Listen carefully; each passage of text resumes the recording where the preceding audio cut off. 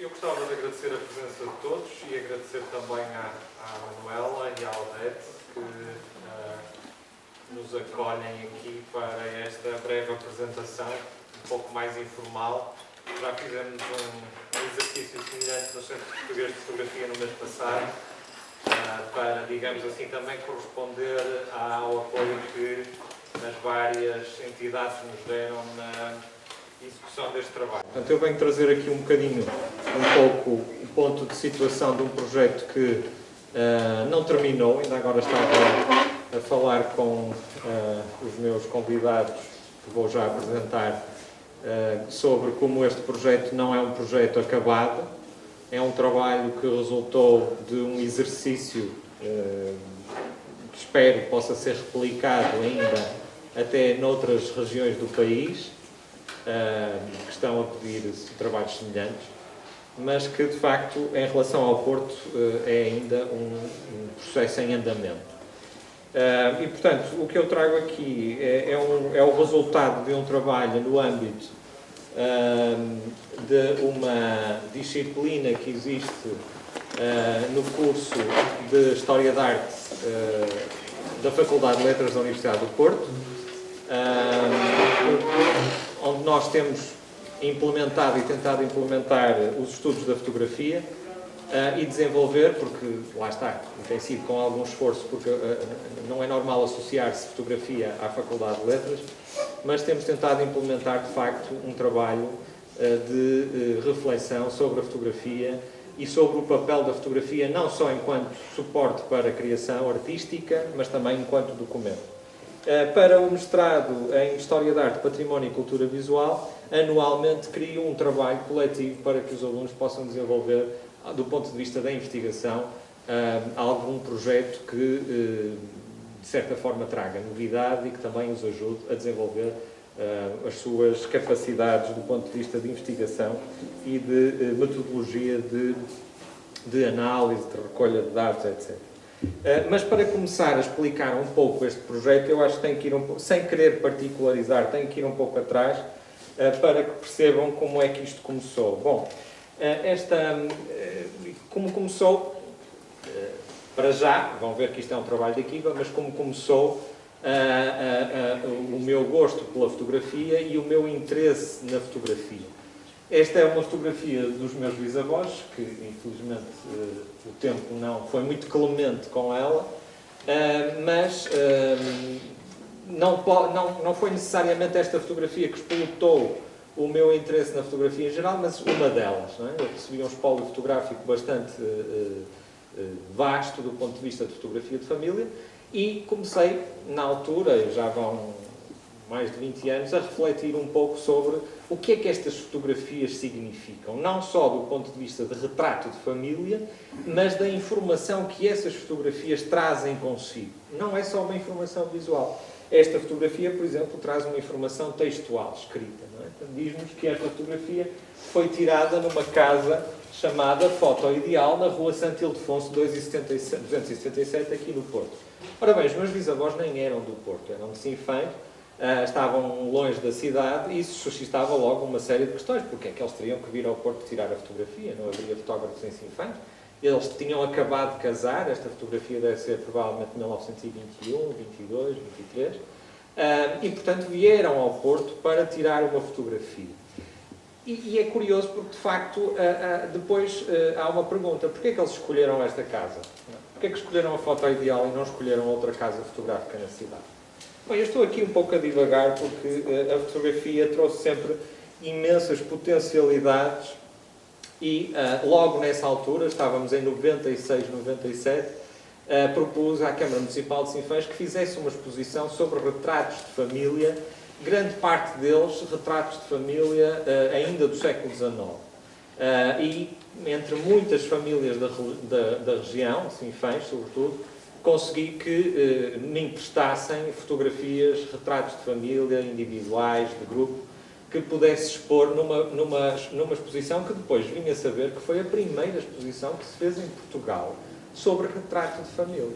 Bem, tinha 17 anos, era uma coisa completamente nova para mim, na altura, mas depois vim a saber mais tarde e foi de uma forma muito curiosa, porque estava a frequentar um curso com o professor Silvestre Lacerda, que é atualmente o diretor dos Arquivos Nacionais da Torre do Tombo, e ele, na bibliografia que deu sobre a história da fotografia em Portugal, apresenta este livro e diz que é o que conhece para já como o primeiro que trata os retratos de família em Portugal nessa altura. Por isso agora nós temos já muitos trabalhos sobre retratos de família, sobre retratística familiar, os encontros da imagem em Braga têm dedicado vários anos a isso, e portanto começou um pouco por aí este meu contacto com este mundo da fotografia, quer comercial, porque aquela fotografia que viram naturalmente foi paga, foi feita por um fotógrafo profissional, quer a fotografia dita vernacular ou amadora, que também é um tema que me interessa bastante. Bom, e depois trago-vos aqui dois exemplos curiosos.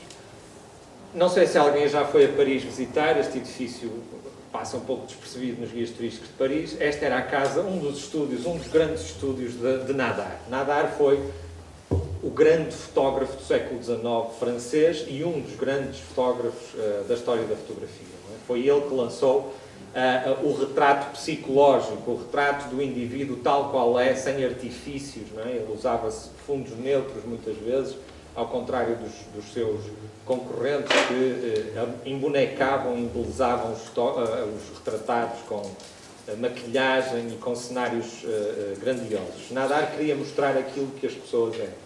E hoje, embora já não exista o estúdio de Nadar, existe pelo menos o edifício.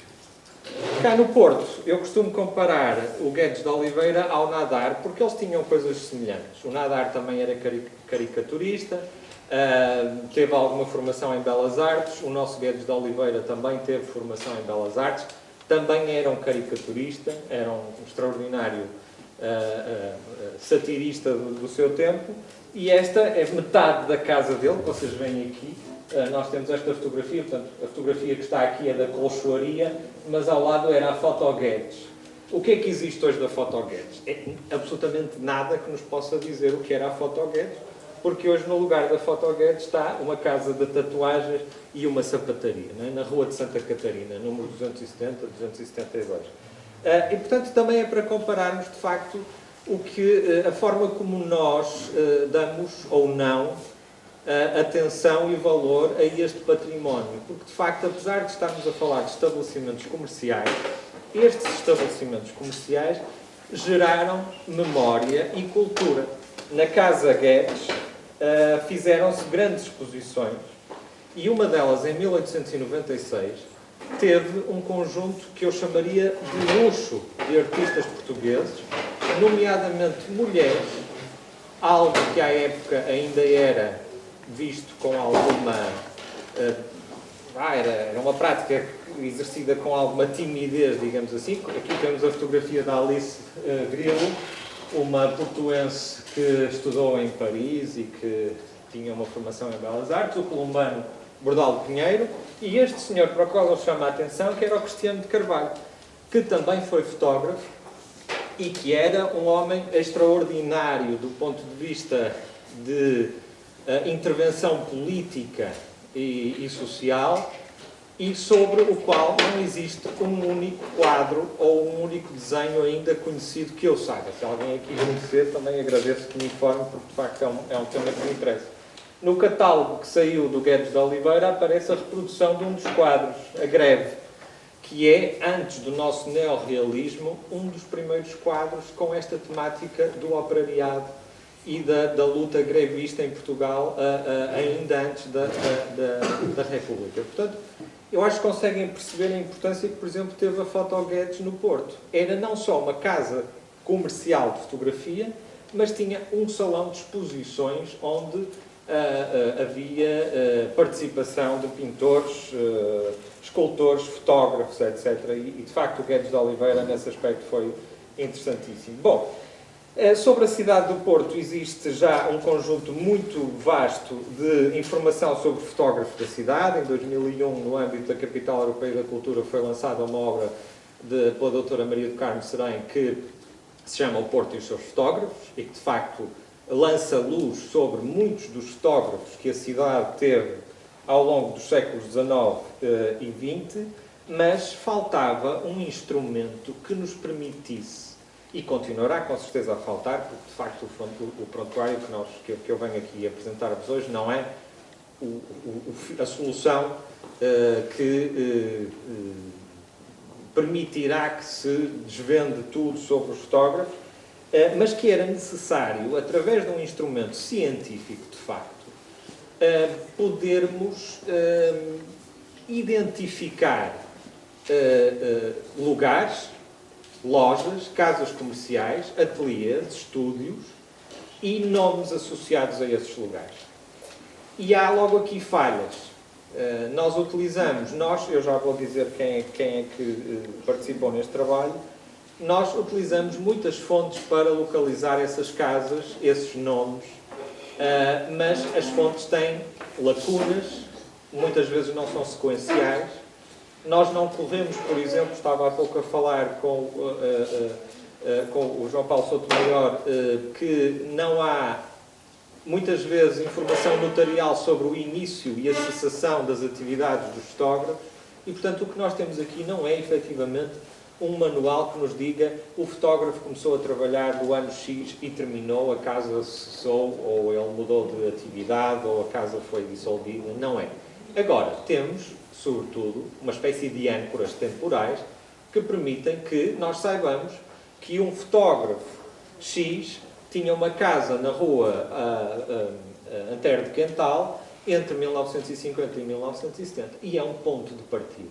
Porque, de facto, até agora nós temos, sobretudo na história da fotografia do Porto, uma série de nomes, alguns deles estão aqui, são conhecidos, o Miguel Novaes, o Emílio Vil. O Emílio Vil provavelmente é o mais conhecido de todos, ainda por cima porque o nosso Presidente da Câmara é seu bisneto, não é? Curiosamente. O Emílio Vil, o Domingos Alvão, portanto, nomes sonantes que de facto ficaram e permanecem ainda na história da fotografia da cidade, mas havia outros que era necessário desvendar. E, portanto, este projeto foi um projeto de um semestre, o núcleo dele, depois ele foi sendo preparado para continuar para além desse semestre, em que uma equipa de alunos, que estão aqui algumas imagens deles, desta disciplina de metodologia de projeto e investigação, fizeram, sobretudo, um trabalho de recolha, sistematização, através de várias fontes, as próprias fotografias, por exemplo, muitas delas identificadas em arquivos públicos, outros em arquivos particulares, como o meu caso, que coleciono fotografia também já há bastantes anos e que seleciono, lá está, muito fotografia que tem a ver com a história da cidade do Porto. Por exemplo, estes formatos fotográficos que têm estas informações, todo este tipo de dísticos sobre o nome do fotógrafo, da casa fotográfica, a localização, mesmo informações nos versos, como viram atrás nas cartas de visite. Também a publicidade que nós fizemos, um levantamento bastante exaustivo, quer em jornais e revistas do século XIX, quer no século XX, naturalmente, quer em publicidade avulsa, como por exemplo nesta publicidade da fotografia universal, para vermos, por exemplo, a evolução gráfica da publicidade, que, aliás, em algumas casas que têm essa ilustração, nós podemos ver quase a evolução tipográfica da publicidade associada à casa. Também, naturalmente, no Arquivo Histórico Municipal do Porto estão muitas informações especificamente sobre pedidos de licenciamento, de alteração, de construção ou reconstrução de edifícios, como no caso da Casa Alvão. A Casa Alvão ainda existe mais ou menos no sítio onde existiu primitivamente, ao lado do Café Majestic, mas foi uma casa muito maior e que também foi preparada ao longo do tempo para não só corresponder à clientela à qual ela afluía, mas também para guardar os tipos de suportes que a fotografia ia desenvolvendo, desde o vidro até à película. Não é? E depois, claro, também tivemos um trabalho foram 4 equipas de estudantes, cada uma delas tinha uma função e havia uma equipa, por exemplo, para trabalhar a questão da imagem gráfica. Bom, não vou amassar-vos muito com números, mas de facto nós tivemos dados interessantes, embora não seja, como eu digo, um levantamento exaustivo. Naturalmente terá aqui um erro entre 90% a 100% de informação, 10% que faltará, mas creio que foi um trabalho bastante atento, e depois permitiu-nos ter alguns dados curiosos, como a distribuição de fotógrafos por zonas do Porto, por ruas do Porto.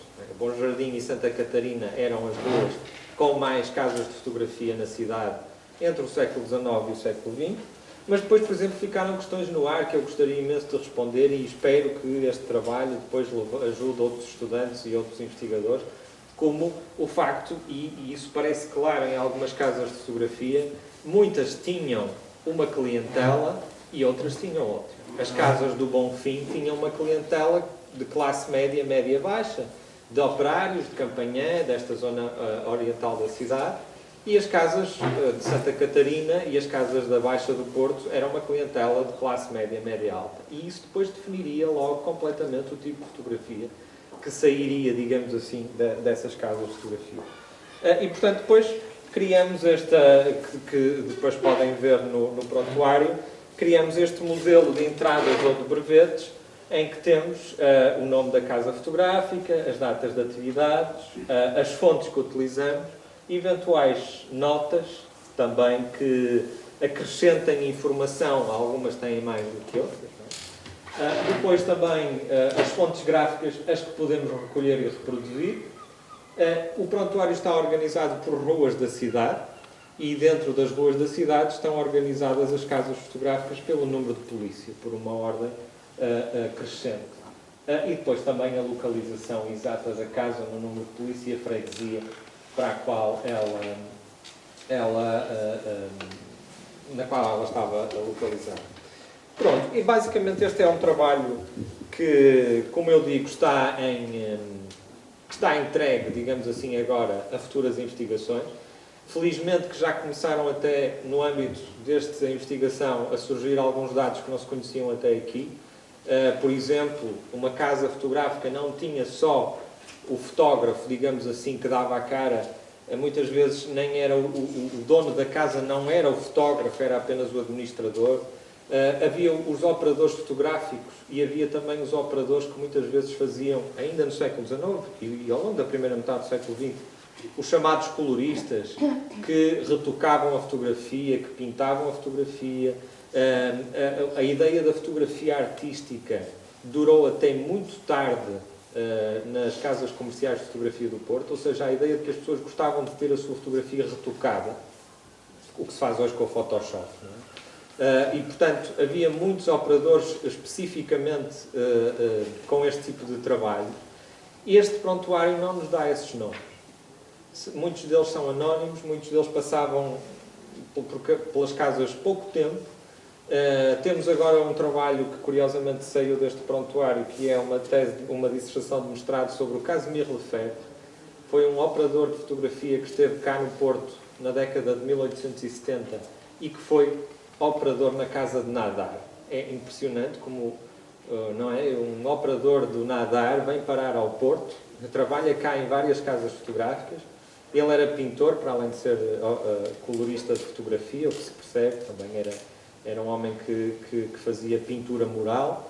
Trabalhou no Bom Jesus, em Braga, foi para Lisboa, um homem com uma vida interessantíssima, e foi graças a este prontuário que se levantou mais questões sobre estes nomes, às vezes esquecidos. Por exemplo, o Alvão não era o Alvão, quase sempre que fazia as fotografias, ele tinha um batalhão bastante grande de fotógrafos que fotografavam por ele, embora ele assinasse as fotografias que depois passavam por ser efetivamente dele.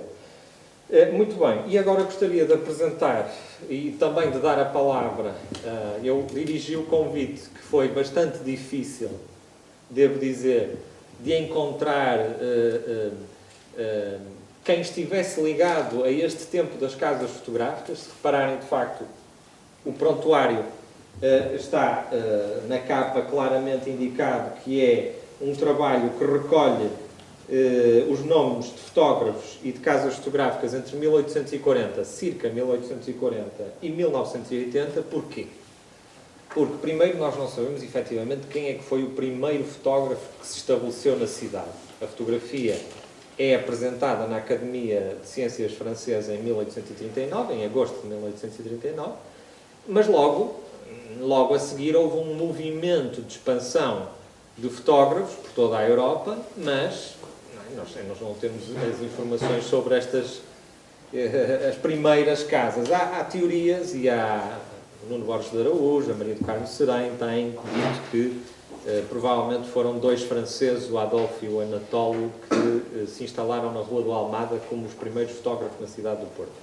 Mas isso não, até termos documentação concreta, não podemos afirmar com certeza. Mas ao longo da década de 1840 foram chegando fotógrafos à cidade, sobretudo estrangeiros. Há anúncios nos jornais a dizer, tiram-se retratos.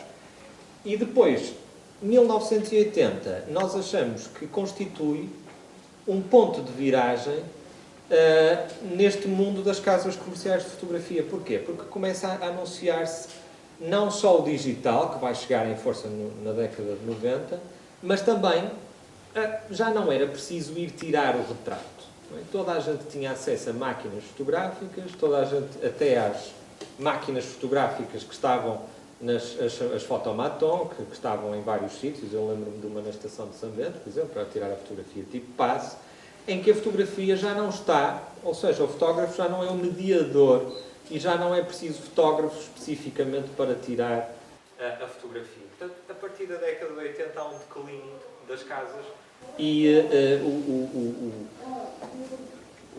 fotógrafo acaba por ser... a figura do fotógrafo acaba por ser um pouco esvaziada. E, nesse sentido, também agradeço a presença do João Paulo Soutomaior e do José Manuel Correia, Monteiro, desculpe, que vêm trazer, espero eu, e eu também estou aqui para fazer um pouco a moderação, falar um pouco sobre este tempo, o tempo antes de 1980, quer no âmbito da fotografia comercial, publicitária, das primeiras casas que democratizaram a revelação da fotografia, como já não necessitando necessariamente de um fotógrafo que fizesse o trabalho, mas já também introduzindo maquinaria que permitia a revelação automática, rápida, etc. E que me trouxessem também algumas relações que eu acho que são importantes, e por isso é que eu falei aqui no Guedes de Oliveira, com associações de fotografia e de fotógrafos do Porto, com exposições e com o âmbito cultural que muitas destas casas explotaram ao longo da sua existência, ou nomeadamente os fotógrafos que estavam associados a ela. Portanto, mais uma vez, obrigado pela vossa presença. E se calhar passava a palavra ao João Paulo Soutomaior para nos falar um pouco, ainda por cima, creio que alguns conhecerão, porque está associado não só a um famoso grupo de fotógrafos da cidade, o Grupo Ideia e Forma, o Grupo IF, mas também é uma longa atividade como fotógrafo e que, de facto, também tem conhecimento espantoso. Estávamos há pouco a falar sobre isso, sobre a fotografia, a história da fotografia da cidade. Obrigado. Eu vou tentar. Normalmente sou da imagem mais do que das biofotografias que uma imagem vale, mas vou tentar. Há uma resenha tanto do meu percurso como tanto de amador como profissional. De amador, eu comecei no fim dos anos 50 na Associação Fotográfica, precisamente. Foi uma altura em que via gente, sei lá, os maiores olhares eram dados por o João Costa Leite, por Ladino Pires, que se está agora a fazer um livro. Sei lá, às vezes não aparecem muitos nomes, mas eles estavam lá. A Associação Fotográfica tinha uma coisa muito boa. Era reunia normalmente às terças e sextas, e na última sexta-feira de cada mês havia uma sessão de crítica. Quem quisesse levava as suas fotografias para a parede e expunha-se depois aos tiros ou aos perfumes que cada um nos da secção técnica, digamos que eram os críticos. Foi aí que eu aprendi maiormente, como disse ao Nuno, com o Bernardino Pires, principalmente, que foi o meu mentor de fotografia, porque era o que sabia criticar. E o Costa Leite, por exemplo, que era o homem das Sobrinas, no Porto, da Ribeira, guardava-se muito em copas, enquanto que o Bernardino expunha-se e sabia realmente, e eu aprendi muito com ele.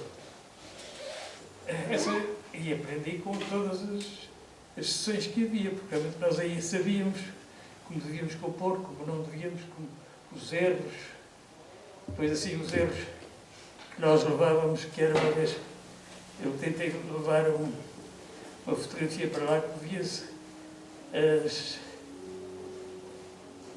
tentei um efeito de Sabatier, que é um efeito que parece a Santa Lúcia apaga-se os tons, quase misturam entre positivo e negativo, e achei que estava muito bem e pô-lo na parede. A primeira coisa que, quando chegou a essa crítica, foi o João Costa Leite que disse: aqui o João Paulo esqueceu-se e acendeu a luz antes de fixar. Onde fiquei ao nível logo. Mas não houve nenhum elogio, nenhuma tentativa. Foi atirou abaixo. Mas pronto, é assim que acho que aprendi muito e que fui depois da tropa, fui sempre indo para a associação e pelas suas reuniões. A associação acabou depois, já com o Tavares da Fonseca como presidente, já nos fim dos anos 70, penso eu. Mas até lá ainda ajudou muita gente. Agora, havia o que a certa altura me começou não a afastar da associação, mas a afastar da fotografia que estava na altura a emergir, é que a Maria do Carmo Serei chamou pomposamente de salonismo. Eram os salões, precisamente. Enquanto no princípio, salões eram uma mostra, cada um levava o que tinha, o que podia. A certa altura começou a premiação das fotografias. E cada um, em vez de encarar aquilo como uma exibição, exposição, era um concurso. Eu chamaria concursismo e não salonismo. E aí, pronto, eu afastei-me um bocado porque estava, não concordava, porque cada um concorda ou não com prémios, com maneiras de imprimir ou de expor, mas ali era tudo um bocado na caça ao prémio. Aí, em meados dos anos 70, eu fiz a minha primeira exposição na árvore. Quer dizer, mexeu um bocado, porque foi para aí 30 fotografias maiores do que aquelas que estão na parede, coladas, e não se via isso no Porto. Pronto, isso, de certa maneira, fez com que, como dizia o Dalí, gosto muito que falem de mim, nem que seja para dizer bem, e aí era um bocado isso que falava-se, não é? Foi na árvore em 75 e, em conversa com dois amigos, apareceu em cima da mesa uma ideia que era arranjar um grupo para se expor. Pronto, apareceu uma série, 7, 8 arquitetos, fotógrafos, principalmente, e reuniu-se um grupo que fez uma exposição que foi muito engraçada, que era sobre a destruição do Porto. Era isso, sobre tudo o que que ainda podíamos apanhar, que foi ou estava a ser destruído. foi na Árvore também. Eram eu, o Zé Carlos Príncipe, o Ricardo Figueiredo, o arquiteto, António Moura e os outros não me lembro, sinceramente. Pronto, a exposição foi agradável e eu e o Zé Carlos Príncipe, em conversa, o Cavaqueiro disse: porquê é que a gente não faz um grupo, já que estamos afastados do concursismo, do salonismo?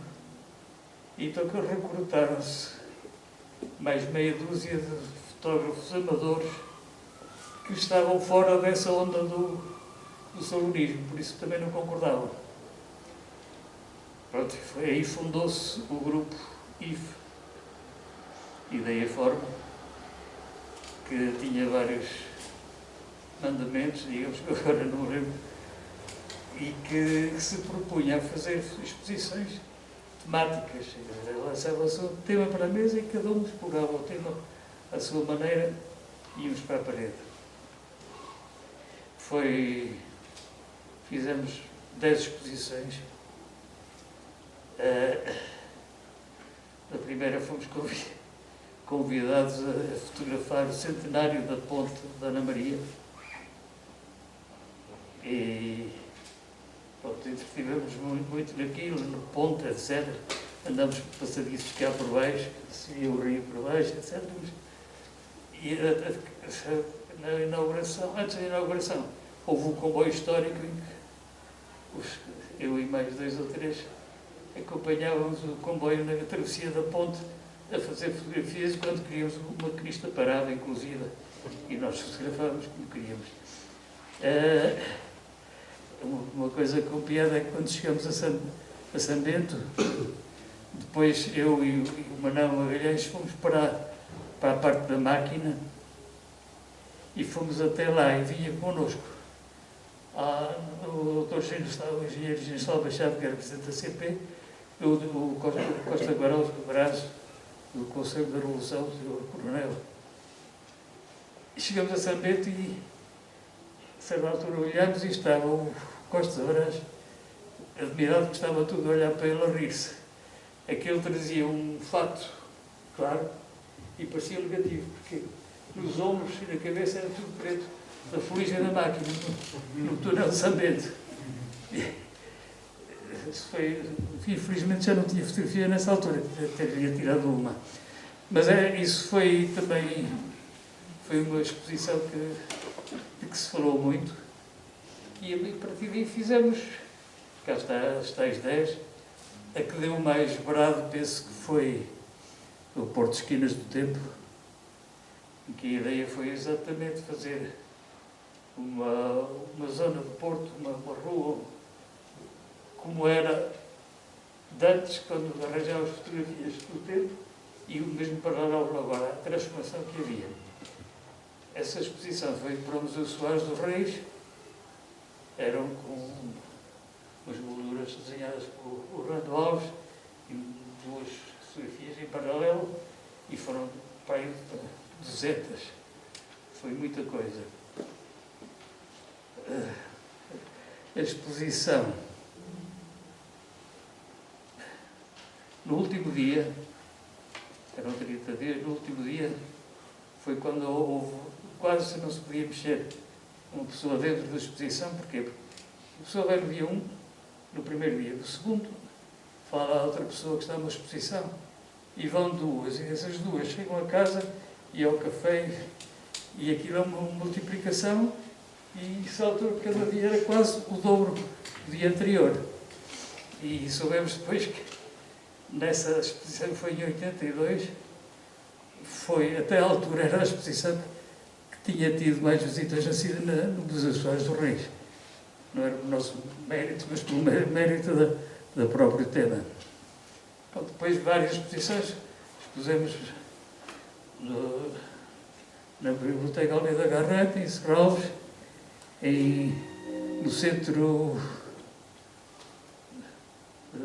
na Galeria de Arte Contemporânea, em Belém, Centro de Arte Contemporânea.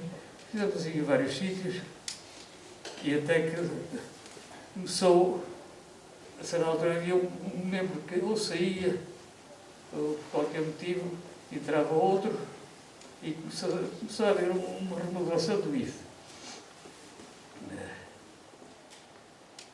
Penso que foi, o último que fizemos foi a nona, e depois disso houve um grande interregno, e em 2008 reunimos outra vez e expusemos no Museu Soares dos Reis outra vez. Depois, pronto, o tempo meteu-se ao meio e Manuel Magalhães morreu, o António Drummond morreu e ficamos 3. E aí já não dava. Tivemos a nossa parte de crescimento e de fim. Essa foi a parte do IFC. Em 70 foi o ano em que eu comecei a fazer fotografia profissional, fotografia industrial e publicitária, e vi que no Porto havia uma falta de fotografia que eu tinha ideia que deveria ser fotografia profissional. Havia Tavares da Fonseca, Teófilo Rego e pouco mais. O resto eram estúdios de retrato, de galerias, e que desenrascavam, mas não havia um critério muito grande de qualidade. Pronto, eu atrevi-me estava a sair da tropa e a tentar essa parte. Ainda não era muito explorado esse tema, não. Essa profissão, e tentei, digamos que, pôr o meu cunho na parte de fotografia. Houve, na altura, um dos, não era de lojas, mas que estava muito na berra, que eram os Pinhos, os Pintos, que era ali em Santa Catarina, e o dono daquilo, Joaquim Antunes, convidou-me para fazer, perguntou-me se me teria a fazer, por ir as montas, que eram para aí de 4 metros cada uma, fotografias. Eu disse que sim, a gente me diz que sim e depois pensa, não é? Resultou bem, porquê? Porque foi com o material deles, vestuário Ilusões, toda a espécie de vestuário, e eu fiz cenas de caça, de moto, tudo em fundo branco, e ia imprimindo, sem Photoshop, claro, e imprimindo em 3 metros quadrados, quase sem ver, as imagens todas. Depois o meu estúdio tinha tiras de 1,20 m, em que cabia papel a metro, e a coisa saiu, quer dizer, deu um bocado de brado, porque nunca se tinha feito isso. O proveito meu que, pronto, foi, está falado bem ou mal, mas foi falado, e aproveitei um bocado isso para andar para frente e ir oferecer os meus préstimos às gráficas. Ainda não havia muita agência publicitária, era mais tudo feito nas gráficas, e as pessoas, as empresas pediam nas gráficas, as gráficas arranjavam o design, a altura desenrascavam, mas a qualidade era um bocado duvidosa. Chamava-se Câmara, a sua empresa, não é? Portanto, também para contextualizar um pouco, ela aparece no prontuário, o José Paulo já me falou que estão ali algumas datas erradas, mas aparece no prontuário, que era na rua... Da Alegria. Da Alegria. Em frente ao Lima, às torres, e atrás há um correr de prédios, 4 andares, mais um em cima, que são ateliês, que saem do telhado. Normalmente são de arquitetos e pintores, e eu consegui ao meu lado era o Tito Loreto, pintor. Tínhamos as portas abertas e estávamos a ouvir música todo dia, um do outro. Mas... E quando é que cessou a atividade? 4 anos, por aí. quer dizer, depois fui-me refugiando um bocado. Quer dizer, nessa altura havia gente da fotografia que começaram a aparecer. Depois me apareceu o Menezes, depois mais tarde o Luís Freire Alves, depois o Linho Matos, Cláudio Capone, que era um grande fotógrafo. Houve 2 ingleses que estiveram cá, mas que eram um bocado oportunistas, que eram o David Love e o Martin King, que estiveram a revistas. Mas, quer dizer, começou a partir daí, dos anos 80, a mexer muito a fotografia publicitária. Eu ia-me refugiando sempre nas partes em que menos concorridas, menos atacadas. E, por exemplo, fotografia de moda, eu fugia como Leão da Cruz, porque a fotografia de moda depende, normalmente não depende de nós, depende os modelos aparecem. Há alguns perderam a noite para as olheiras, atrasam-se, não cumprem. Quer dizer, é horrível.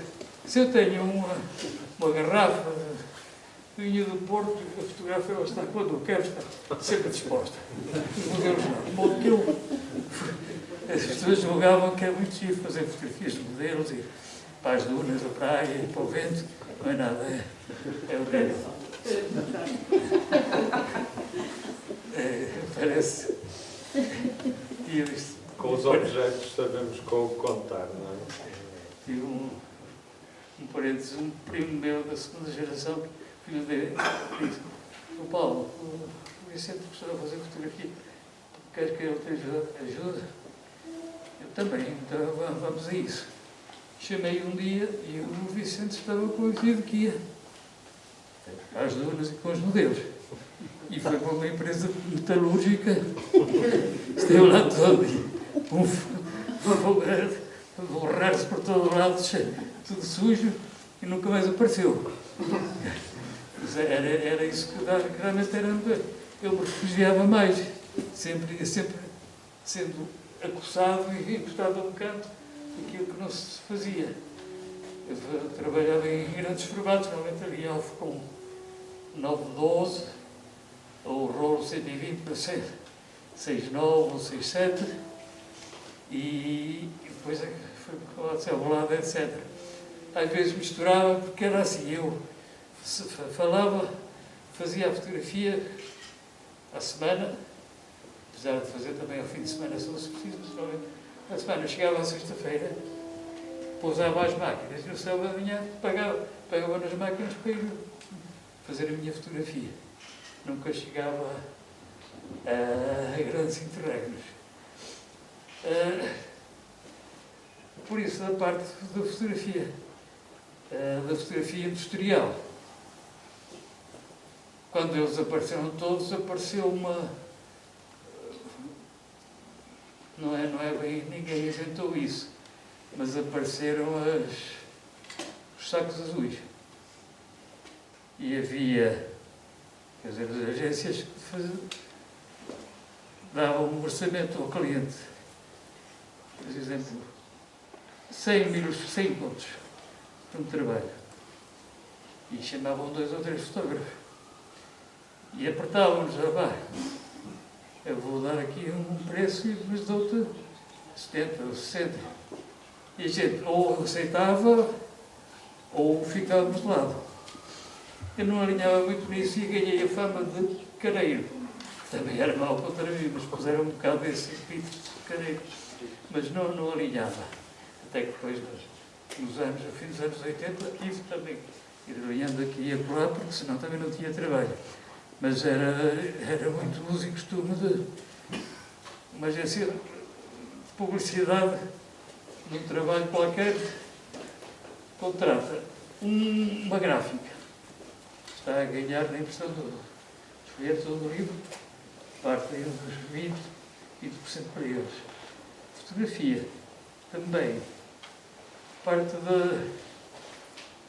de todos os componentes, eles estão a tirar uma parte para eles, além do próprio trabalho deles. São imagem para publicidade, para rádio, jornais, estão a tirar. Realmente dizia-se que nas artes gráficas O mandamento é 3.972. Era o que eles usavam agora, isso precisamente. Pronto, pois, não há muito mais que dizer sobre isto, porque não fui o super-homem. Fui agora convidado por um Nuno e penso que vou agora deixar a palavra ao José Manuel Monteiro, que é filho de Agostinho Monteiro, que foi o fundador da Fotospor, Copicolor, Actifoto, etc. Foi o primeiro laboratório de cores da cidade. Muito bem, então se nos quiser dar umas palavras sobre a Fotospor, aparece no prontuário, felizmente. Há pouco estava com medo que fosse uma daquelas falhas, mas que está aqui registada e que foi na rua Museu em Passos Manuel. Muito obrigado. Meu nome é José Manuel Monteiro, como já disseram, filho de Agostinho Monteiro, que em 1948 se estabeleceu e pôs a empresa comercial Fotospor na rua Passos Manuel.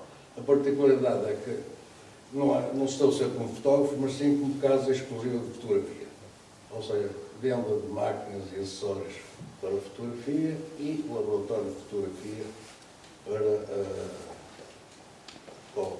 para o público em geral, portanto, para o fotógrafo formador. E com a particularidade também na altura, havia logo uma celema, que era quem entregasse o seu rolo fotográfico até às 11 da manhã, podia ter as provas impressas a partir das 5 da tarde.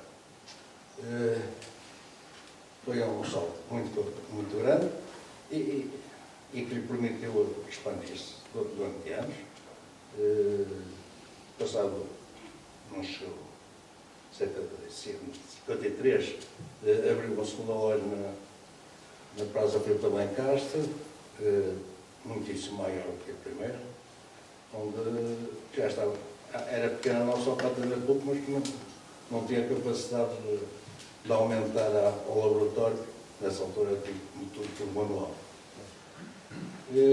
Ao longo dos anos foi investindo, foi equipando-se com maquinaria, já com algum automatismo. A primeira máquina de amplitópias foi para o país, foi para ele. Tudo crescendo. No final de anos 60, portanto, finais dos anos 60, entra, faz um segundo aspecto, foi passar a ter representações de material fotográfico, máquinas, papel e acessórios. Já nos princípios dos anos 60, monta um primeiro laboratório meio experimental de fotografia a cores, ainda com o método da EAC, e em 69 dá um grande salto, que é quando se aluga umas instalações bastante maiores, estamos a falar na altura de 600 metros quadrados, onde monta o laboratório com a Picola, e aí já com a maquinaria toda mais recente que havia na altura, tanto para processar filmes da ACFA como filmes Kodak. Naquela altura havia dois processos completamente distintos. Para um laboratório era uma dor de cabeça, obrigava a ter máquinas específicas para cada um deles. A ACFA acabou por desistir do processo pelo já nos anos 70, 10 anos 70. Bom, e depois foi crescendo. Através de uma logística, passou a recolher primeiro na área no Porto, depois para o Norte, para o Minho, depois para o Sul, até que passou a recolher tudo no país todo. Montou a seguir ao 25 de Abril, há uma expansão muito grande na fotografia, e sentiu-se necessidade de aumentar o laboratório. Montou-se um laboratório, primeiro só profissional, uma sociedade à parte chamada Videocolor em Lisboa, só dedicado digamos, a trabalhar para os profissionais, em termos de reportagem, de fotografia publicitária, e depois aproveitando parte algumas sinergias, a Copicolor, digamos, na parte, num outro andar, montou uma impressão para também dar assistência a amadores na zona sul do país. Portanto, para recolher este, foram anos de muito trabalho. Ainda por cima, o mercado em si da fotografia amadora fixar-se. Julgo que fixar-se muito nos 3 meses de verão. Era de 15 de junho a 15 de setembro, representava, grosso modo, 50% do volume anual. Isto, para poder responder com rapidez, a capacidade, tinha que se ter uma capacidade instalada, não é a 100% para esses 3 meses, mas quase, não é? E com muitas noites passadas a trabalhar. Esse armazém de 600 metros quadrados era bom? O primeiro foi na Santa Catarina, também está aqui. Também está com Santa Catarina. É bom, ainda bem. Vai ser uma Gás de Azevedo. Tinha uma instalação perto da Via Norte. E depois abrimos uma na Via Norte. Começámos a trabalhar lá em 1978. Não sei, 70 e 79. Foi um prédio feito de raiz para um laboratório, não? Eu sei, trabalhei lá. É? Eu cheguei a trabalhar nesse laboratório. Mas Em 81. é 80 tanto a prova, que foi depois nós temos saído. Não, eu estava lá já, eram empregados. É? Estavam, pois, tudo bem. Ok. Não, nós temos em 81. Saíram em 81. Mas eu, se calhar, entrei em princípio de 81, depois saí. E pronto, isso foi. Acabou-se por vender a organização Aquador, chamadas ofertas irrecusáveis. Portanto, pronto, é a história que eu tenho da fotografia. Por exemplo, uma coisa engraçada, as primeiras máquinas de impressão automática depois faziam, no caso, os 600, entre 500 a 600 provas hora, e as últimas que eu conheci faziam 23 mil e conseguiam não imprimir planilhas e desfocadas. Frederico Guimarães, não falaste? Do armazém Frederico Guimarães? Foi o em Picotos? Não, em Frederico Guimarães. Sim, depois saímos. Também não faz parte do percurso, mas não adianta muito ao desenvolvimento da fotografia. Depois, se saímos para vender papel, montou-se um outro laboratório muito mais pequeno e só dirigido aqui ao norte foi a Fotolab. Apanha o declive da fotografia até que acabou. Tem uma data, vai ser 1980, quando a Sony apresenta a Mavic, ainda um bocadinho ficou esquecido, e o digital matou este percurso industrial da fotografia. E é do todo. Muito obrigado, muito bem. Pronto, nós estamos disponíveis para questões, creio que poderemos, eventualmente, se quiserem lançar alguma questão. O prontuário está aqui à venda, ele está adoravelmente à venda no Centro Português de Fotografia, hoje tem um preço especial, para além de poder ser descarregado gratuitamente online, porque isto é um projeto financiado também pelo Centro de Investigação CITCEN da Faculdade de Letras da Universidade de Porto. Eu acho que é sempre bom ter um livro em papel, nada substituto de papel, e portanto, pronto, estejam à vontade se tiverem alguma questão específica, alguma observação. Espero que tenham gostado.